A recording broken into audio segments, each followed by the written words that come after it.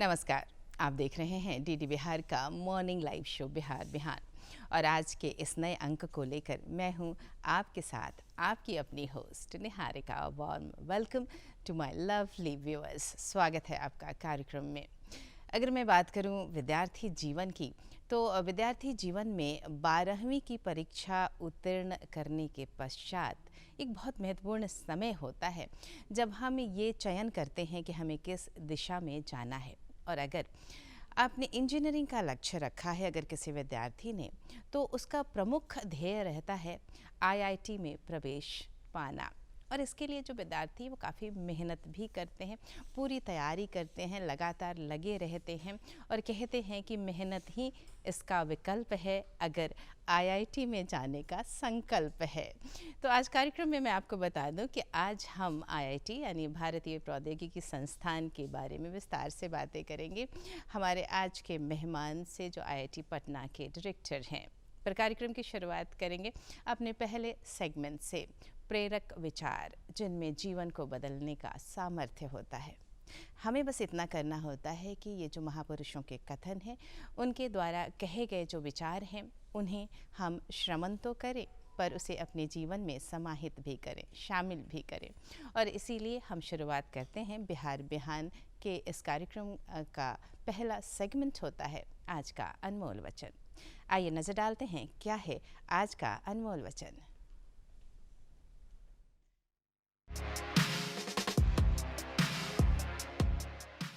महात्मा गांधी ने कहा था, एक विनम्र तरीके से आप दुनिया को हिला सकते हैं।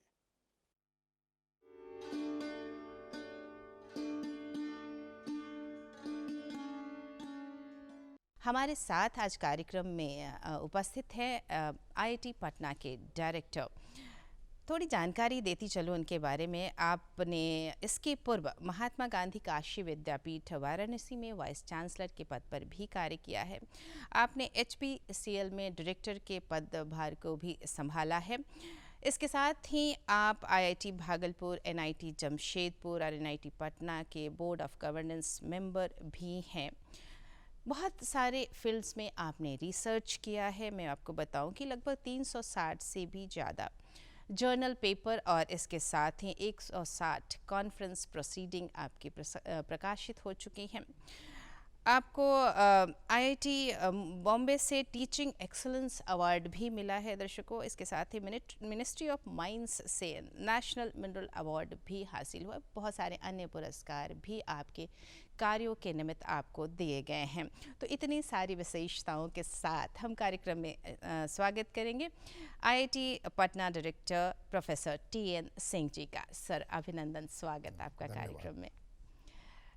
जब एक शिक्षाविद साथ में होता है और एक खासकर टेक्नोलॉजी से जुड़ी हुई एक शख्सियत साथ में होती है, तो मन में पहली उत्सुकता आती है कि आपकी अपनी शैक्षणिक उपलब्धियां कैसी रही, क्योंकि आपके विद्यार्थी जीवन की भी शुरुआत कभी रही होगी। यहाँ से बातचीत प्रारंभ करूँगी, हमारे दर्शकों के लिए जानकारी दें। मैं काशी हिंदू विश्वविद्यालय वाराणसी का छात्र रहा हूँ और वहाँ से मैंने पीएचडी की है माइनिंग इंजीनियरिंग डिपार्टमेंट से, जो कि उस समय आईटी बीएचयू हुआ करता था। अच्छा। और 10 सालों तक वहाँ शिक्षण का कार्य करने के बाद मैं 2002 में आईआईटी बॉम्बे चला गया और आईआईटी बॉम्बे में अभी भी वहीं पर कार्यरत हूँ। यहाँ डिप्टेशन पे डायरेक्टर के पद पे आया हूँ। तो मेरे छात्र जीवन में हमेशा एक जिज्ञासा रहती थी कोई अननोन चीज़ को जानने की, और इस जिज्ञासा ने ही मुझे शोधार्थी बनाया और अभी भी मैं एक शोध का छात्र अपने आप को समझता हूँ। और जिससे कि आपने जो बताया कि रिसर्च पेपर्स हैं, कंसल्टेंसी प्रोजेक्ट हैं, एसएनटी प्रोजेक्ट है, इन सारे में मैं लगातार लगा रहा। और चूँकि मेरा विषय जो है प्रकृति के बहुत ही करीब है, तो प्रकृति को कैसे संरक्षित और संवर्धित किया जाए, इसके लिए हम प्रयासरत रहते हैं। और सुदूर कारगिल से लेकर के और तवांग तक की जो हिमालय का क्षेत्र है, उस क्षेत्र में भी काम करने का सुअवसर मिला है। डायरेक्टली और इनडायरेक्टली मैं देश के बहुत सारे बड़े प्रोजेक्ट, जिसमें अटल टनल भी है उसमें इन्वॉल्व रहा हूँ। जी। बहुत बड़ी जो पानी की परियोजना है नाफ्ता झाकरी पावर कॉरपोरेशन, जो कि 1500 मेगावाट बिजली का सबसे बड़ा प्रौद्योगिकी संस्थान है एक तरह से, जो कि हमें पूरे नॉर्थ ईस्ट को बिजली देता है। तो वहाँ पर भी मैं इन्वॉल्व रहा, और अभी भी बहुत सारे ऐसे क्षेत्र हैं जहाँ पे हम काम कर रहे हैं और देश के लिए काम कर रहे हैं, और लोगों को एक सुरक्षित जीवन कैसे मिले पहाड़ के लोगों को, इसकी दिशा में काम कर रहे हैं। बहुत सारे लैंडस्लाइड की समस्याएं आज आप देख रही हैं। जी, जी, जी। तो कई सुझाव, और हमारे सुझाव को कई तरह से कई एजेंसियों ने कार्यान्वित किया है, और जिसके कारण कि वहाँ लैंडस्लाइड नहीं हो रहे हैं। अच्छा। उसमें एक एग्जाम्पल मैं पुणे बॉम्बे एक्सप्रेस वे का दूंगा, जिसमें हमने पूरी तरह से डिजाइन किया है, और रॉकफॉल बैरियर्स पहली बार देश में लगाने का सुअवसर मुझे मिला है, और वो गौरवान्वित करता है हमें कि कम से कम हमने रॉकफॉल बैरियर की डिजाइन किया है। और वहाँ से लेकर के विभिन्न जगहों पर, सप्तश्रृंगी गढ़ है, एक मंदिर है, उसके यहाँ भी रॉकफॉल बैरियर लगाया है हमने। वैष्णो देवी, माँ वैष्णो देवी में भी मैं इन्वॉल्व रहा हूँ, रामटेक मंदिर में भी इन्वॉल्व रहा हूँ। तो बहुत सारे ऐसे जगह हैं जहाँ पर कि बहुत ही आवश्यक है कि जहाँ पर भीड़ रहती है वहाँ लोगों को सुरक्षित किस तरह से रखा जाए, इसके लिए हमने काफ़ी प्रयास किया है। बहुत कुछ बताया आपने, और सर मैं सराहना करूंगी आपकी खोजी प्रवृत्ति की, आपकी जिज्ञासु प्रवृत्ति की, क्योंकि यहीं से उन सारी बातों का सृजन होता है जो हमें बदलाव के साथ लाने की ज़रूरत होती है। आपने कई सारे क्षेत्रों के बारे में बताया कि किस तरह लगातार विभिन्न परियोजनाओं से आप जुड़े हुए हैं और वो कार्य कर रहे हैं जो प्रकृति का बचाव करते हुए मानव हित में है। अगर मैं बात करूं आपके वर्तमान पदस्थापन की, आईआईटी पटना के डायरेक्टर के तौर पर आप कार्य कर रहे हैं, बहुत ही प्रतिष्ठित संस्थान, हम सभी बिहार वासियों के लिए भी एक बहुत ही अच्छी जगह जहां विद्यार्थी अपनी जो शिक्षा है वो अर्जित कर सकते हैं। अगर यहाँ जो कोर्सेज आप चला रहे हैं उनके बारे में थोड़ा विस्तार से जानकारी चाहूँगी। अगर मैं अंडर ग्रेजुएट कोर्सेज से शुरुआत करूँ, कौन कौन से विभाग अभी यहाँ कार्यरत हैं? जी, आईआईटी पटना 6 अगस्त 8 में शुरू हुआ जी। और शुरू के दिनों में हम लोग पटना के एक पॉलिटेक्निक के अंदर चलाते थे कोर्सेज। अच्छा सर। उसके बाद 2015 में बिहटा, जो कि 35 किलोमीटर दूर है पटना शहर से, वहाँ पर एक 500 एकड़ का कैंपस बिहार सरकार ने हमें उपलब्ध कराया, और वहाँ पे हम लोग अपना शिक्षण कार्य शुरू कर दे रहे हैं किए हैं। जी जी। मूलतः हमारे यहाँ जो विषय हैं वो computer engineering, mechanical engineering, civil and environmental engineering, chemical and biochemical engineering और मेटलर्जिकल इंजीनियरिंग, ये सब्जेक्ट हैं, इलेक्ट्रिकल एंड इलेक्ट्रॉनिक्स। तो ये 6 विषय जो हैं, जिनमें 2-2 विषय निहित है एक साथ। वो कोर्सेज अंडर ग्रेजुएट में बीटेक प्रोग्राम के लिए हैं, लेकिन 6 सब्जेक्ट नहीं है, सब्जेक्ट हम 12 डील करते हैं, क्योंकि एक जगह से 2-2 तरह की डिग्रियां मिलती हैं। एक तो एआई में हमारा बीटेक है, दूसरा कंप्यूटर इंजीनियरिंग में बीटेक है जी। इसके अलावा फिजिक्स, केमिस्ट्री और मैथमेटिक्स का डिपार्टमेंट है जो बेसिक साइंसेज हैं जी। और इसके साथ साथ एक आदमी को किस तरह से समाज में व्यवहार करना चाहिए इसका भी ध्यान रखते हुए एक सामाजिक विज्ञान का जो विषय है वो भी हम लोग लेते हैं, जिसमें कि मल्टीपल फील्ड के हमारे शिक्षक हैं जो समय समय पर विद्यार्थियों को अवगत कराते रहते हैं समाज और देश के प्रति अपनी जिम्मेदारियों का। जी जी। तो हर क्षेत्र पर कार्य कर रहे हैं आप। आपने अंडर ग्रेजुएट कोर्सेज के बारे में बताया और आपने ये कहा कि जो 2 विभाग हैं वो मिल कर के भी आप उनकी डिग्री आप प्रदान कर रहे हैं। ये खासियत तो मुझे लगी आईआईटी पटना की। मैं स्नातकोत्तर के बारे में भी जानना चाहूँगी। अगर कोई विद्यार्थी मास्टर्स करना चाहता है तो किस तरह के कोर्सेज आईआईटी पटना में उपलब्ध हैं और चयन प्रक्रिया क्या है, दोनों जानकारी दें। जी, मूलतः हम लोग एमटेक प्रोग्राम जो है हमारे हर इंजीनियरिंग सब्जेक्ट में शुरू किया है, पहले नहीं था। लेकिन विगत 2 वर्षों के प्रयास से हम लोगों ने एमटेक प्रोग्राम सभी विषय में चालू कर दिया है। एमटेक में एडमिशन के लिए गेट स्कोर की वैलिडिटी को हम लोग देखते हैं और गेट स्कोर के अनुसार ही मेरिट बनती है, लेकिन मेरिट के साथ साथ एक व्यक्तिगत साक्षात्कार भी आप होना लेते हैं। आवश्यक होता है। तो उसको करने के बाद दोनों के मार्क्स को मिला करके एक मेरिट लिस्ट बनती है, जो कि हम प्रकाशित करते हैं और वो विद्यार्थी लेते हैं। जी जी। ये एक कंबाइंड परीक्षा है, केवल पटना की नहीं होती है, पूरे आईआईटी की एक साथ होती है और वहाँ से हमें सीट का निर्धारण होता है और जो विद्यार्थी पटना को चूज करते हैं आईआईटी को, वो विद्यार्थियों का ही इंटरव्यू होता है। जी जी। तो एमटेक में हर विद्यार्थी को स्टाइपेंड की व्यवस्था है, अच्छा सर। उन्हें स्टाइपेंड मिलता है वो भारत सरकार बहुत के बढ़िया। द्वारा, और वो मूलतः काम करते हैं शोध से संबंधित जो पहली सीढ़ी होती है उसके विषय में, जी और जानकारी जो है स्नातकोत्तर स्तर पर स्नातक से थोड़ा सा लेवल जो होता है, डिफिकल्टी लेवल थोड़ा सा ज़्यादा होता है। जी। तो 1 साल का कोर्स और 1 साल का प्रोजेक्ट वर्क ये होता दोनों है। में विभाजित है। और ये पूरे आईआईटी में एक ही स्ट्रक्चर है, जितने जी, भी 23 आईआईटी हैं पूरे देश में आज के डेट में, हम्म। तो उन सब में एक ही स्ट्रक्चर काम करता है। जी।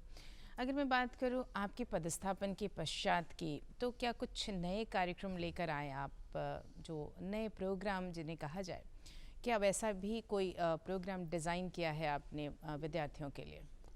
हाँ, मैंने देखा कि एआई आईओटी के ऊपर विशेष चर्चा हो रही है पूरे देश में, और हर व्यक्ति चाहता है इसके बारे में निपुणता प्राप्त करना। बिल्कुल सर। तो इस आवश्यकता को देखते हुए अंडर ग्रेजुएट और पोस्ट ग्रेजुएट में भी हम लोगों ने एआई एंड डाटा साइंस के बारे में एमटेक का प्रोग्राम चालू किया है। अच्छा अच्छा। और उसमें अच्छी खासी संख्या में विद्यार्थी, बहुत ही कॉम्पिटिटिव कोर्स है और बहुत ही अट्रैक्टिव भी कोर्स है, तो उसमें हमारे बहुत सारे विद्यार्थी उसमें आते रहते हैं। इंजीनियरिंग फिजिक्स का की भी मांग बहुत है। एक ज़माना था जो इंजीनियरिंग फिजिक्स में टॉप विद्यार्थी आते थे, बीच में थोड़ा सा इधर उधर हुआ, लेकिन पुनः एक बार ये सब्जेक्ट स्थापित हो गया है। जी। तो इसमें भी बीटेक प्रोग्राम हमने नया इंट्रोड्यूस कराया है। जब मैं यहाँ आया था तो विद्यार्थियों की संख्या 2100 थी। आज की डेट में हम 3500 के करीब विद्यार्थियों का दाखिला लेते हैं, हर विषय को जोड़ करके, और सारे लोगों के लिए हॉस्टल की सुविधा प्रदान करते हैं, जो कि अंदर रह करके ही पढ़ाई करें। जी जी। अगर मैं कोर्सेज़ की बात करूं तो कुछ नए कोर्सेज़ देखने को मिलते हैं, जैसे 5 साल के जो इंटीग्रेटेड कोर्सेज़ होते हैं, जहां आप ग्रेजुएशन में दाखिला लेते हैं और मास्टर्स की डिग्री के साथ 5 सालों के पश्चात आपको वो डिग्री मिल जाती है। क्या ऐसे भी प्रोग्राम आप ऑफर कर रहे हैं? जी, ऐसे प्रोग्राम भी हम लोगों के यहाँ हैं, और वो एक 5 ईयर इंटीग्रेटेड हम बोलते हैं बीटेक एमटेक प्रोग्राम, अच्छा सर। जिसमें विद्यार्थी को कोई गैप नहीं होता है। 4 साल तक वही कोर्स वो करते हैं जो कि बाकी विद्यार्थी करते हैं, 4 साल का कोर्स, और 1 साल उसमें प्रोजेक्ट वर्क करते हैं और उन्हें एमटेक की डिग्री प्राप्त होती है। तो क्या कुछ खास विषयों में है ये, नहीं, या सभी सभी में? इंजीनियरिंग सब्जेक्ट में सभी ये में है लगाया है। जी जी। एक और विषय पर जी बताना चाहेंगे? मैं और भी आपको जरूर बताना सर। चाहूँगा कि हम लोगों ने नीटी बम्बई अच्छा। के साथ में एक समझौता किया है, एमओयू साइन किया है, जिसमें हमारे मैकेनिकल इंजीनियरिंग के 15 विद्यार्थी ड्यूअल डिग्री, जैसा आपने कहा कि एमटेक प्रोग्राम, तो हमने बीटेक प्लस मैनेजमेंट अच्छा। दोनों का एक कोर्स चालू किया है, दोनों बहुत बढ़िया। संस्थानों ने मिलकर किया है। और पहला बैच इस बार जो है 15 विद्यार्थियों का यहाँ से जा रहा है, जो बीटेक करने के बाद वहाँ 1 साल तक काम करेगा, और उसे दोनों संस्थान मिल करके बीटेक प्लस एमबीए की डिग्री देंगे। मैं थोड़ा इस पर और प्रकाश डालना चाहूँगी, क्योंकि एक बहुत सुंदर कार्यक्रम लगा मुझे, सुंदर प्रोग्राम लगा। कैसे चयन प्रक्रिया है, और क्या अगर विद्यार्थी ने बीटेक में एडमिशन ले लिया तो इसकी सियोरिटी हो जाती है, या कुछ अलग प्रक्रिया है? नहीं, ये तो विद्यार्थी पूरी संख्या में एडमिशन लेते हैं, लेकिन उनमें से पहले से उन्हें चॉइस करना होता है कि वो किस प्रोग्राम में जाना चाहते हैं कि नहीं। और जितने लोग अप्लीकेंट होते हैं उसमें मेरिट के आधार पे 15 विद्यार्थियों का चयन होता है, क्योंकि इसका फीस स्ट्रक्चर भी अलग है और इसमें प्रक्रिया भी अलग है। तो इसलिए हम लोग शुरू में ही विद्यार्थी को पता होता है कि मैं किस प्रोग्राम में एडमिशन लिया हूँ और मुझे क्या करना है।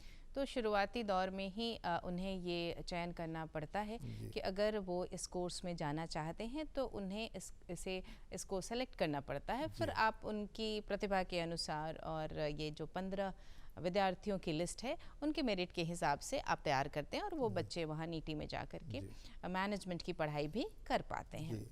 एक अच्छा प्रयास मैं कहूँगी दोनों संस्थानों का। मैं प्लेसमेंट पर भी आना चाहूँगी, जी। क्योंकि ये जो टेक्निकल कोर्सेज हैं करने के पश्चात जो विद्यार्थी हैं उनके मन में ये ज़रूर इच्छा होती है कि मुझे अच्छी जगह प्लेस किया जाए, साथ ही जो ज्ञान हमने अर्जित किया है उसके माध्यम से हम कुछ काम भी कर सके।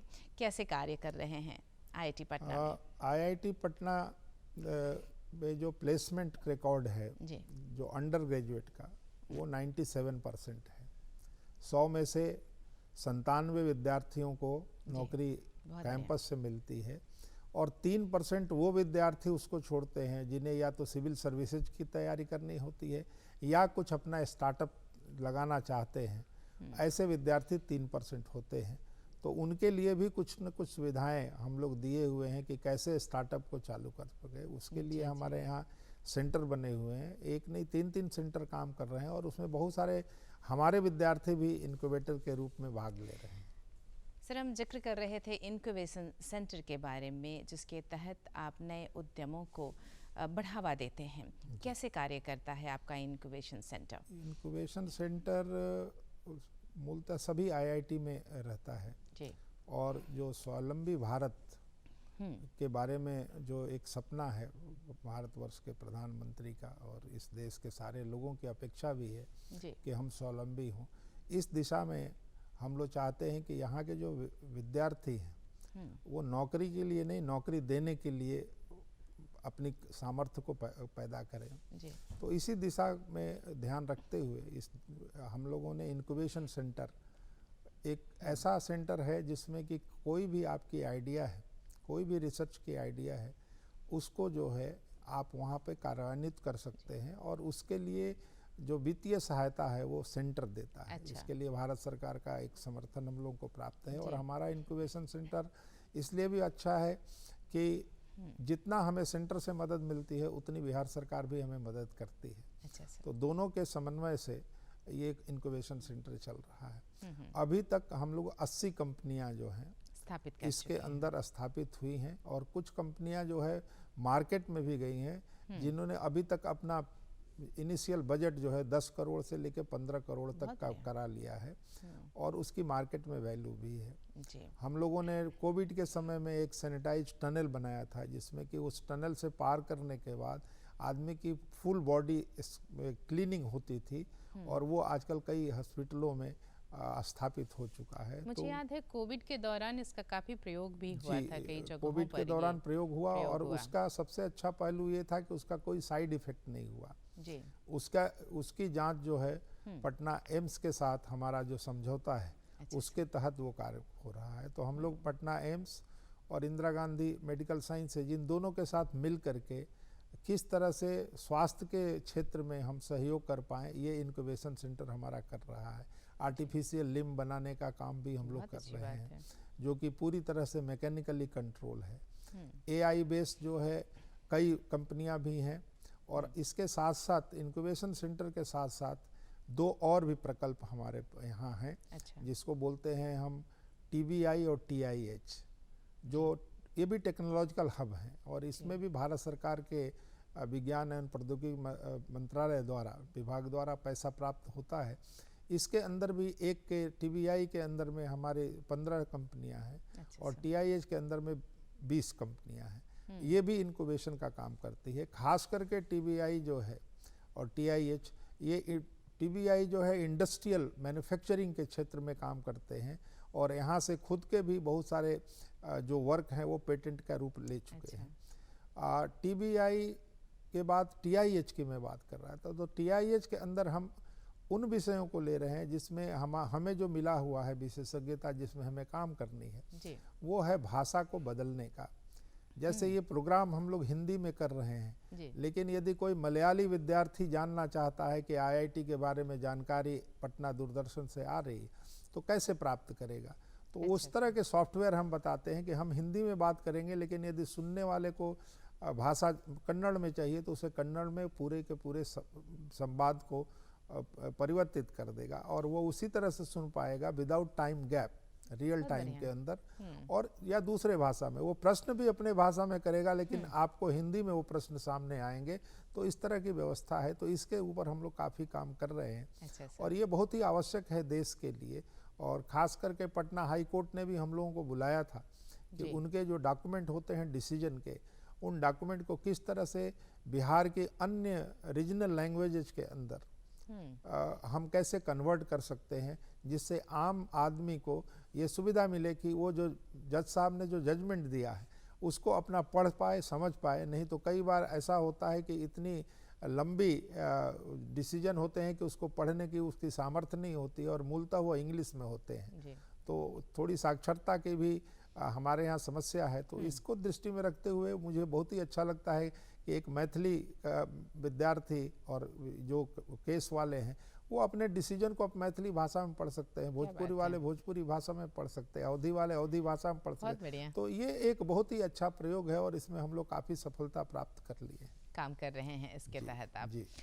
चूँकि आपने इन सारी बातों का जिक्र किया तो मैं रिसर्च के बारे में भी कुछ जानकारी लेना चाहूँगी, क्योंकि कई ऐसे विद्यार्थी आपके साथ हैं जो पीएचडी भी कर रहे हैं और बाकायदा रिसर्च के साथ जुड़े हुए भी हैं।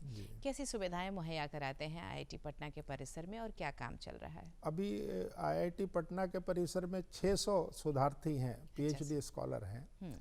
और सबसे अच्छी बात है कि ये सारे शोधार्थियों को कहीं ना कहीं से फाइनेंशियल सपोर्ट मिलता है, वो भारत सरकार का मिले या वो उनकी अपनी फेलोशिप हो या प्रधानमंत्री छात्रवृत्ति प्राप्त हो, कोठारी जो मिलती है छात्रवृत्ति वो प्राप्त हो। तो कहीं ना कहीं से कोई भी ऐसा लड़का नहीं है जो अनपेड है। अच्छा। दूसरा, हम लोग स्टेट ऑफ आर्ट लेबोरेटरी बनाने का प्रयास किए हैं और उसके अंदर आधुनिक मशीनें जो आज के युग में चल रही हैं उन मशीनों को भी हम लोगों ने यहाँ स्थापित किया है। और सारे विद्यार्थी किसी न किसी ऐसी समस्या जो कि समाज की समस्या हो, ऐसे पे हम चाहते हैं कि ऐसा शोध करें जिससे समाज को लाभ मिले, देश को लाभ मिले।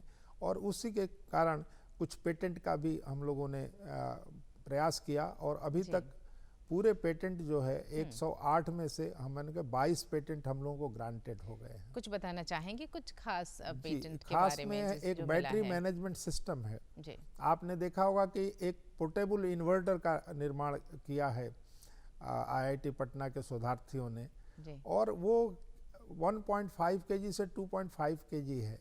तो 1.5 kg वन कैन कैरी, वो लेकर के भी चल सकते हैं और जहाँ ज़रूरत है वहाँ उसको लगा के कर सकते हैं। खास करके जो हमारे डिफेंस के लोग हैं उनके लिए जो सुदूर इलाकों में रहते हैं, पहाड़ियों पे रहते हैं, जहाँ पर बिजली के तार नहीं गए हुए हैं, तो ऐसे जगहों पर उनके लिए बहुत बड़ी बैटरी कैरी करना एक समस्या होती है।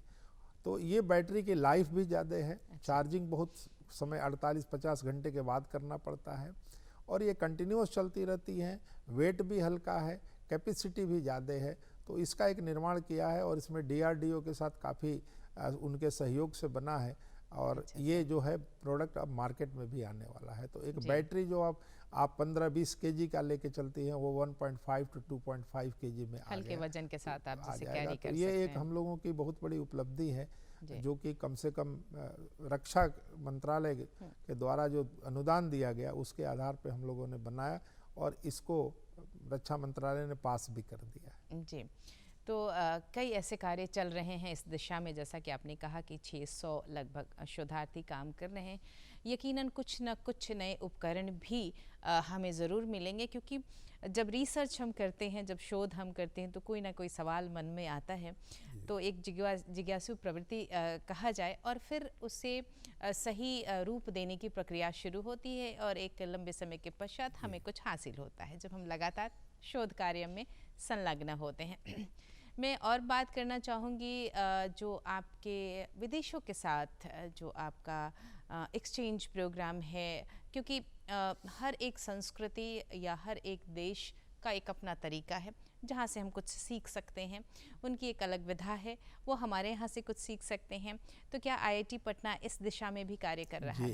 जी, अभी तक हम लोग 20 MOU बाहर के यूनिवर्सिटियों से और संस्थानों से और 100 MOU भारत के अंदर विभिन्न और संस्थानों से किया है।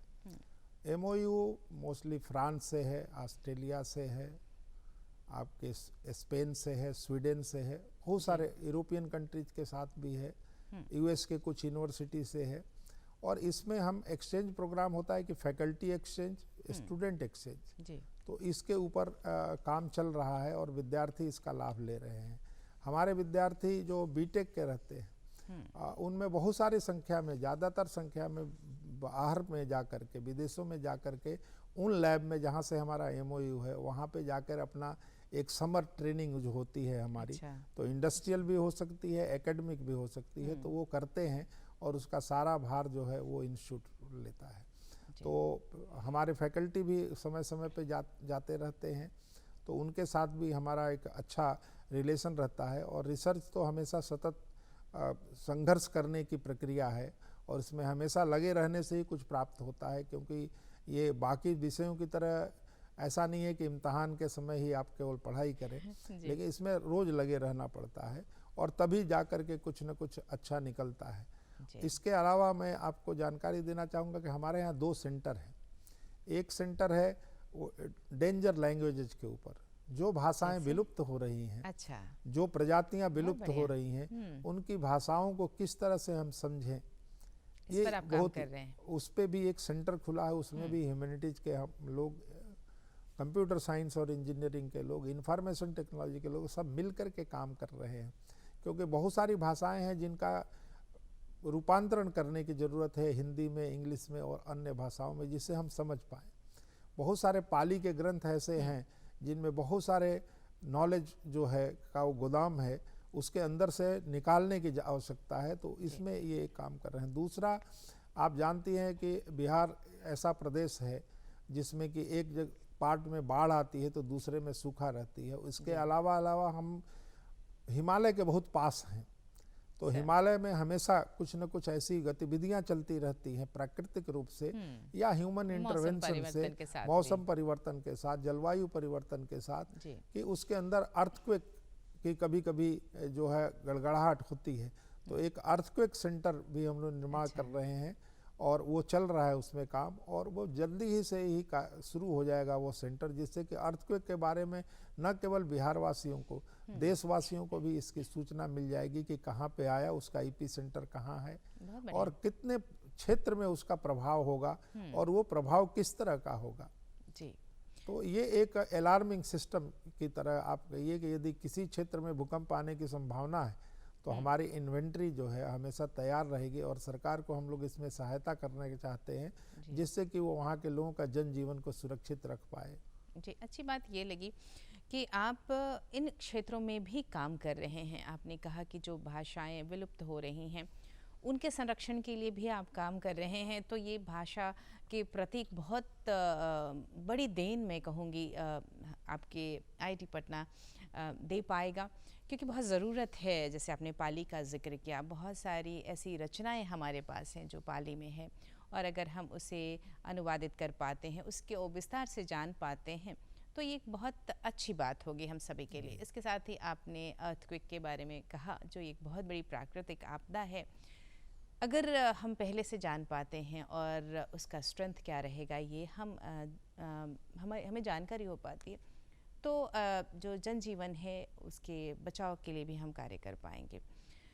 साथ ही अगर मैं बात करूं परिवेश की, IIT पटना के का जो शैक्षणिक वातावरण है एक विद्यार्थी के लिए, वो कैसे निर्मित करते हैं आप? क्योंकि एक तो पढ़ाई का क्षेत्र हो गया, इसके अलावा कई एक्स्ट्रा करिकुलर एक्टिविटीज़ भी होती हैं जिन्हें विद्यार्थी जीवन में अगर हम शामिल करते हैं तो एक सर्वांगीण विकास होता है। क्या इस ओर भी कुछ कार्य करते हैं? जी, हम लोग के यहाँ केवल विद्यार्थी को हम भाषाई ज्ञान नहीं देते हैं जी, या विज्ञान और प्रौद्योगिकी का ज्ञान नहीं देते हैं, लेकिन एक सर्वांगीण विकास हो सके, ओवरऑल पर्सनालिटी का डेवलपमेंट हो सके, इस तरह की व्यवस्था है।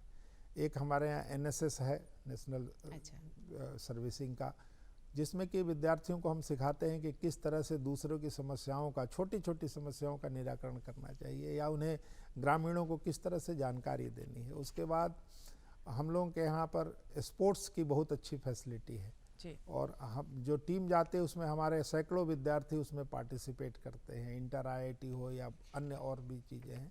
उसके लिए हमारे पास इवनिंग में रात को 9 बजे तक हमारा प्लेग्राउंड खुला रहता है और सारी सुविधाओं के साथ है। फिर जिम का भी निर्माण हम लोगों ने किया है जो विद्यार्थी हैं, और योगा जो है ये it is a part of life. इस को अपना करके हम लोगों ने हर विद्यार्थी को योगा के लिए प्रेरित करते हैं कि कुछ योगा करें और उससे शरीर तो स्वस्थ रहेगा ही, मन भी स्वस्थ रहता है, जिससे कि कारण उनके मन में किसी भी तरह का विकार पैदा ना हो जी।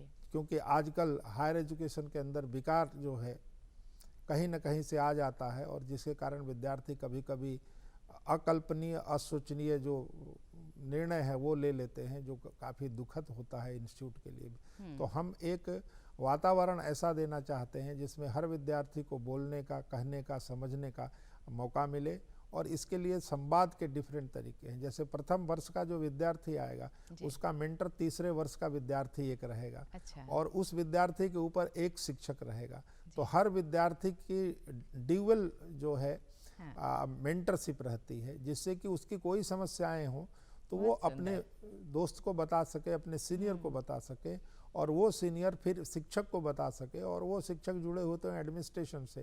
तो जिस तरह की समस्याएं हैं, कई समस्याएं हैं कि एक छोटे स्तर पर ही निदान हो जाती हैं, कुछ में होता है कि इंस्टीट्यूट के बड़े अधिकारियों को उसमें भाग लेना पड़ता है, उसमें सोचना पड़ता है। तो इस तरह से कर करके मेंटरशिप रहता है। तो मेंटरशिप जो है अपनत्व पैदा करता है कि विद्यार्थी घर छोड़ करके आता है, माँ बाप को छोड़ के आता है, अपने शहर और अपने गांव को छोड़ के आता है।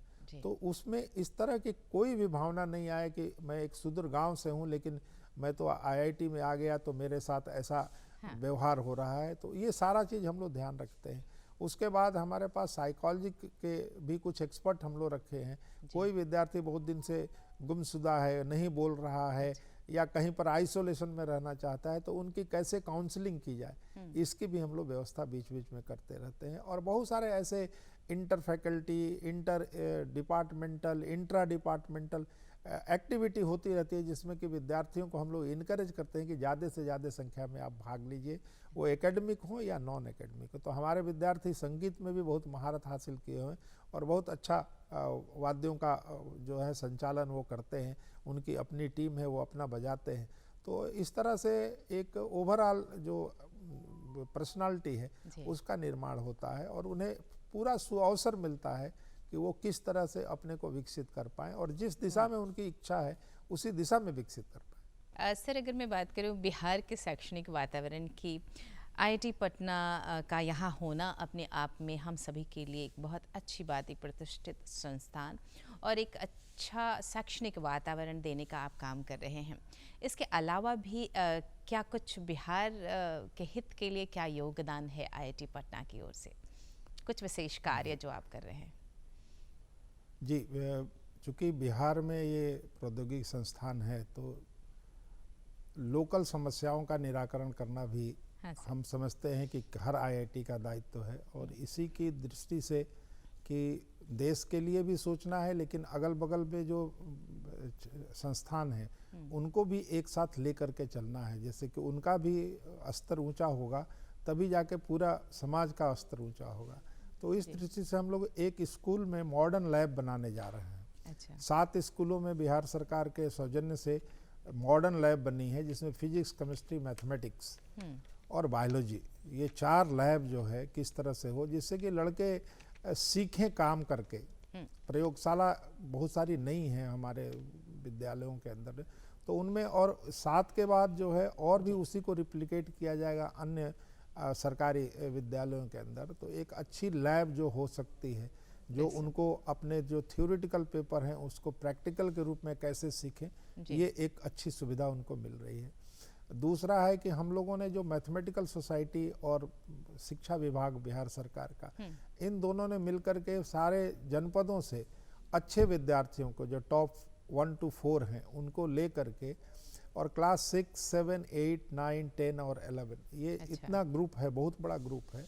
तो इसके अंदर हमने 2 विभागों में उसको भागों में बांटा है, एक जो जूनियर लेवल, एक सीनियर लेवल। तो जो जूनियर विद्यार्थी हैं 6, 7, 8 उनका एक क्लस्टर है और आगे के विद्यार्थियों का दूसरा क्लस्टर है। इनको हम 15 दिन तक आईआईटी में रखते हैं, वहाँ के हॉस्टलों में रखते हैं पूरी तरह से, और उनको हम देश के विभिन्न प्रौद्योगिकी संस्थानों से, आईआईटी से, यूनिवर्सिटी से जो भी गणमान्य लोग हैं जो अपने पारंगत हैं मैथमेटिक्स और फिजिक्स के अंदर, उनको बुलाते हैं और उनसे रूबरू कराते हैं उन विद्यार्थियों को। उसमें बहुत सारे विद्यार्थियों की जिज्ञासाओं जो रहती हैं उनका जो है वो निराकरण भी करते हैं। और एक उनको अवसर मिलता है कि आईआईटी के टीचर किस तरह से पढ़ाते हैं, क्या लेवल है, हमारे अंदर क्या कमी है और हम कैसे यहाँ आ सकते हैं। तो ये बड़ा ही पॉपुलर प्रोग्राम है और ये दूसरा साल है जो हम लोग कर रहे हैं और दोनों को मिला के करीब 1000 से ऊपर विद्यार्थियों को प्रशिक्षित किया जाता है। जी, मैं सराहना करूँगी इस कार्य के लिए आपकी, क्योंकि बहुत ज़रूरत है इस बात की। ये ऐसे सब्जेक्ट्स हैं जिससे विद्यार्थी दूर भागते हैं और अगर उन्हें सही तरीके से पढ़ाया जाए तो इसमें हम बहुत सारी प्रतिभाओं में निखार ला सकते हैं। बहुत सुंदर कार्य आपका। साथ ही अगर आप हमारे साथ हैं तो मैंने जब कार्यक्रम की शुरुआत की मैंने कहा कि आईआईटी में प्रवेश पाना हर विद्यार्थी का लक्ष्य होता है। कुछ योजना ज़रूर बताएं कि अगर कोई विद्यार्थी आईआईटी में प्रवेश पाना चाहता है तो उसकी तैयारी की प्रक्रिया क्या होनी चाहिए? तैयारी, जैसा कि आपने ही कहा कि बिना परिश्रम के कोई फल मिल नहीं सकता है, तो मुझे लगता है कि आईआईटी में आने के लिए विद्यार्थियों को अपने सब्जेक्ट का जो बेसिक कंसेप्ट है वो बहुत ही क्लियर होना चाहिए, क्योंकि कंसेप्चुअल क्वेश्चन आते हैं आईआईटी के अंदर। और ये बड़ी विशेषता है आईआईटी एग्जाम के कि इसमें सवाल जो है रिपीट नहीं होते हैं। जो सवाल आया है वो दूसरे बार नहीं पूछा जाएगा और अब हिस्ट्री में नहीं पूछा जाता है जब से ये सिस्टम चल रहा है, क्योंकि एक बड़ी टीम होती है जो बहुत ही विचार करने के बाद 2 सवाल 3 सवाल बनाती है और उसको लेकर के फिर दूसरे लोग बनाते हैं, तो इस तरह से उसका चयन होता है और ये सभी आईआईटी मिल के करते हैं। तो एक तो उनके कठिन परिश्रम तो है ही है, साथ साथ में उनको कंसेप्ट क्लियर होना चाहिए। तीसरा है कि अपनी कमजोरी को आकलन करने की क्षमता विद्यार्थी के अंदर होनी चाहिए। यदि विद्यार्थी ने अपने कमजोरी का आकलन कर लिया तो उसके ऊपर उसे काम करना चाहिए। कई बार विद्यार्थी ऐसा करते हैं कि एग्जाम में सबसे कठिन प्रश्न को पहले लेते हैं और उसमें उलझ के रह जाते हैं, जिससे उनका समय मिलता है। तो टाइम मैनेजमेंट भी बहुत बड़ा एक फैक्टर है इस तरह के किसी भी कॉम्पिटिटिव एग्जाम में। तो विद्यार्थियों को पहले उन प्रश्नों को जो है पहले सॉल्व करना चाहिए जिनको वो सीधे स्ट्रेट आंसर जानते हैं और जहां 100% कन्फर्म हो। फिर उसके बाद थोड़ा सा डिफ़िकल्टी लेवल को बढ़ाना चाहिए और जो प्रश्न पहले करते हैं उसको अंत में करने का प्रयास करना चाहिए। तो मुझे लगता है कि रोज़ यदि विद्यार्थी 5 से 6 घंटे पढ़े तो कोई दिक्कत नहीं होगी उसको आईआईटी में आने के लिए, लेकिन कंसेप्ट क्लियर होना चाहिए और ज़्यादा से ज़्यादा प्रॉब्लम सॉल्विंग जो है नेचर के प्रश्नों को उसको लेना चाहिए और उसमें करना चाहिए। दूसरा एक और भी उन्हें तैयारी करते समय ध्यान देना चाहिए कि अब तो भाषा की कोई दिक्कत नहीं है, तो वो ज़्यादा ऐसा नहीं सोचे कि बहुत ज़्यादा भाषा अच्छी लिखेंगे, क्लिष्ट लिखेंगे तो इससे हमें नंबर मिला, क्योंकि मोस्टली ऑब्जेक्टिव टाइप के सवाल होते हैं। तो इन चीज़ों को उन्हें ध्यान देना चाहिए और हर बार जो है फिजिक्स, केमिस्ट्री और मैथमेटिक्स ये तीनों विषय एक दूसरे से जुड़े हुए हैं। तो विद्यार्थी को कभी ये नहीं सोचना चाहिए कि मेरी फिजिक्स मजबूत है तो मैथमेटिक्स कमज़ोर होगी, ऐसा हो नहीं सकता। तो ये तीनों विषय एक साथ जुड़े हुए हैं, क्योंकि इसीलिए इन्हें बेसिक साइंस बोला जाता है। तो इनको जो है एक को छोड़ करके दूसरे पे विशेष ध्यान नहीं देना चाहिए, सब में बराबर समय दे करके और करना चाहिए और इस तरह से वो विद्यार्थी निश्चित तौर से आ जाएगा। लेकिन मैं एक और भी सुझाव देना चाहूँगा विद्यार्थियों के लिए खास करके कि कभी किसी का ऐसा सुझाव नहीं मानिए कि 2 वर्षों तक या 1 साल तक तैयारी के समय हर कुछ भूल जाइए, ऐसा नहीं होना चाहिए। नहीं तो आने के बाद जो एक बड़ी दिक्कत पैदा होती है जब वो एडमिशन लेते हैं, क्योंकि 1 साल तक उन्होंने अपने को आइसोलेशन में रखा, तो सारी गतिविधियों में उन्हें खेलने का भी थोड़ा समय निकालना चाहिए, व्यायाम करने का भी निकालना चाहिए। ऐसा नहीं कि केवल कुपमंडूक की तरह आप बैठे रहें और केवल पुस्तकों से ज्ञान। जो बातें आपने कहीं बड़ी मैं कहूँगी बहुत प्रैक्टिकल बातें आपने साझा की और ये बताने की कोशिश की कि अगर कॉन्सेप्ट क्लियर है आपका तो आपके लिए सवालों को हल करना मुश्किल नहीं होगा। टाइम मैनेजमेंट के बारे में भी आपने जिक्र किया कि टाइम मैनेजमेंट करना है और सही तरीके से पढ़ाई करनी है। बिल्कुल ऐसा नहीं करना है कि हम दुनिया से ही अलग हो जाएं। आप अच्छे से पढ़ाई करें, सफलता आपको ज़रूर मिलेगी। बहुत जानकारी इससे भरा रहा हमारा ये एपिसोड सर। बहुत सारी ऐसी जानकारियाँ आपने दी जिसे शायद हमारे दर्शक आज ज़रूर जानना चाहते होंगे। बहुत बहुत धन्यवाद आपका आज कार्यक्रम में शामिल होने के लिए। आपको भी बहुत बहुत धन्यवाद कि आपने पटना आईआईटी को इस तरह से एक स्थान दिया अपने कार्यक्रम में और मेरी शुभकामना है आपके लिए भी। धन्यवाद। धन्यवाद सर आपका। नमस्कार। और दर्शकों, आज हमने बात की आईआईटी पटना के director professor TN. Singh sir से। जानकारियाँ महत्वपूर्ण होती है और हम अपने हर एपिसोड में ये कोशिश करते हैं कि हम कुछ ना कुछ जानकारी आपके लिए लेकर आएँ, पर आपसे कुछ उम्मीदें भी रखते हैं। उम्मीद ये कि आप हमसे साझा करें अपने विचार और हमें ये बताएं कि कैसा लगता है आपको हमारा ये कार्यक्रम बिहार बिहान, क्या कुछ नया देखना चाहते हैं। और इसके लिए आप हमें ख़त भेजें, आप हमें ईमेल लिखें। नोट करें हमारा पता है कार्यक्रम बिहार बिहान, द्वारा केंद्र निदेशक डीडी बिहार, दूरदर्शन केंद्र पटना, फ्रेजर रोड पटना 800001। हमारा ईमेल आईडी है director@ddkpatna@gmail.com।